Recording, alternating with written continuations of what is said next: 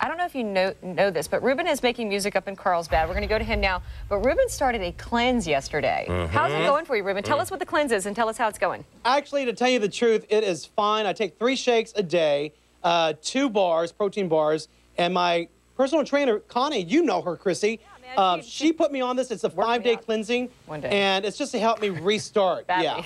All right, you know, to help me kind of boost my little tushy. Well, you're starting this whole new program where you're working out down at Fit with Connie, and you're kind of just trying to drop some lbs, right? That's right. Drop the lbs, feel good, look good, feel great. All right, look, guys. Okay, look.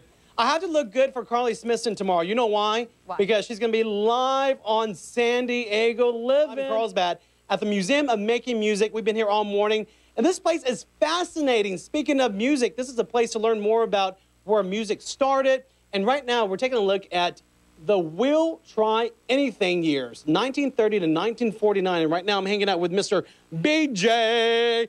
BJ, how you doing? Very good, Ruben. It's good to see you. All right, so what are we taking a look at? I mean, what is this all about, this gallery? This gallery, like I said, the We'll Try Anything years. The big thing we had going on at this time was the Great, or as I like to call it, the Not-So-Great Depression, where a lot of these retailers and manufacturers, you check this out. In my store, I have a waffle iron, a teapot, a space heater, and a toaster in my music shop.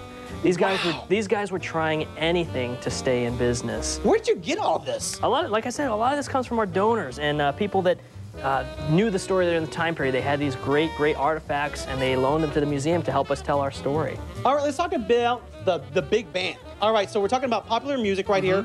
Those swinging cats, who were they? These guys, like Glenn Miller, Tommy and Jimmy Dorsey. We had Benny Goodman. And back in this time period, 1930s, Benny Goodman, you know, long road trips, Great Depression, tough times.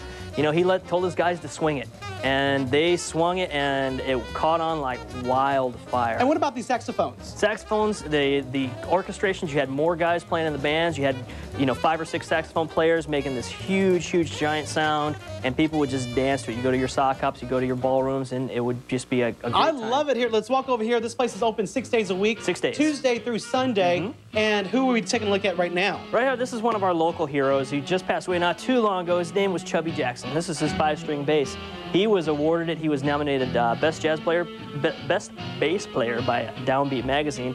And this is one of the few 5-string basses that they produced in this time period. And he was a man of not quite as tall stature like myself. And he would have to reach up and down that fretboard, so he put that 5th string on to kind of help him out as the story goes. Well, let's come over here. And why should people, you know, care about all this? Why should they come out and visit you guys? It's part of our history, and if you're a musician or not, I mean, I think we all have a great appreciation of music, and this kind of helps us understand where it comes from. And at the end of your journey here, too, we have an interactive area. You can actually try out some instruments, so it's a great opportunity. What about this area? This is an old store, Page's Music in Terre Haute, Indiana.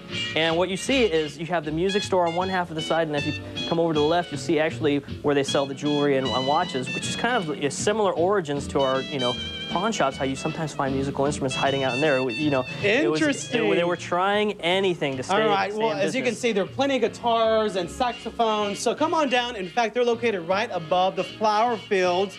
All right. So thank you so much, BJ. Thanks, where we're going to head to next? We're going to check out something in the 80s and 70s and 80s, and hopefully we'll see what we can get our hands on. All right. Hopefully it's not Cyndi Lauper. Anyway, Mark and Linda, Chrissy and Joe. It's San Diego Living. Duh, Ruben. Duh. Hey, Duh. what's your name? Hey, Ruben.